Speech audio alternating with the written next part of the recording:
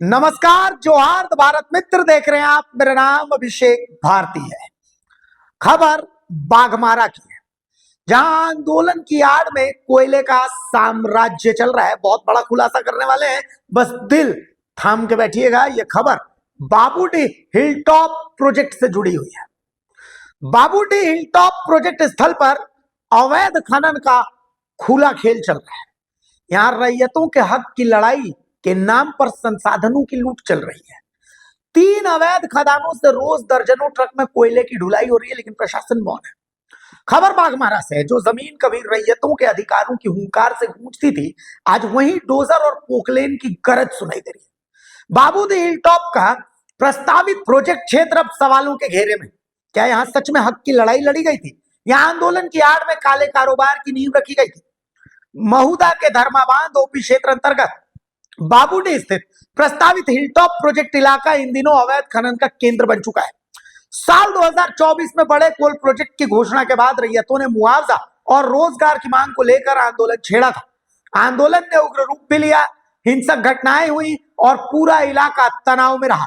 लेकिन आज हालात बिल्कुल उलट है।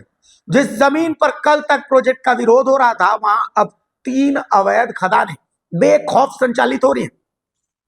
दिन रात भारी मशीनों से सैकड़ों टन कोयले की खुदाई की जा रही है और हर रोज दर्जनों ट्रकों से कोयले की अवैध ढुलाई मंडियों तक पहुंचाई जा रही है।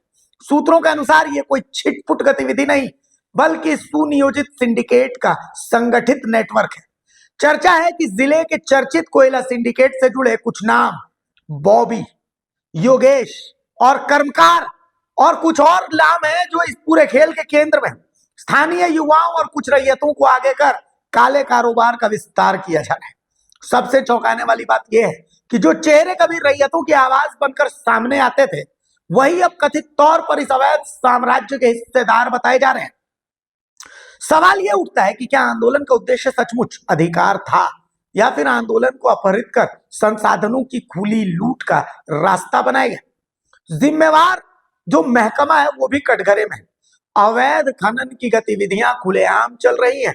मशीनों की आवाज बहुत दूर तक सुनाई देती है, ट्रकों की कतारें साफ नजर आती हैं, फिर भी कार्रवाई जीरो। हाल में अधिकारियों की औपचारिक मौजूदगी जरूर दर्ज हुई, लेकिन ठोस कदम अब तक नहीं उठाया गया। प्रेक्षकों का मानना है कि इस पूरे घटनाक्रम में सबसे बड़ा नुकसान अगर किसी को हुआ है तो वो है असली रैयत। उनकी नौकरी और मुआवजे की जायज मांगे अब अवैध खनन के शोर में दब चुकी है। आंदोलन की विश्वसनीयता भी सवालों के घेरे में। यदि समय रहते सख्त कार्रवाई नहीं हुई तो यह अवैध कमाई, स्थानीय दबंगई और प्रशासनिक चुप्पी मिलकर इलाके को फिर हिंसक मोड़ पर ले जा सकती है। बाबूडी सिर्फ अवैध खनन का अड्डा नहीं बनेगा, बल्कि सामाजिक असंतोष का बारूद भी बन सकता है। तो अब सबसे बड़ा सवाल यह है कि प्रशासन क्या इस काले खेल पर लगाम लगाएगा, या बाबूडी की जमीन यूं ही आंदोलन से तस्करी तक की कहानी लिखती रहेगी?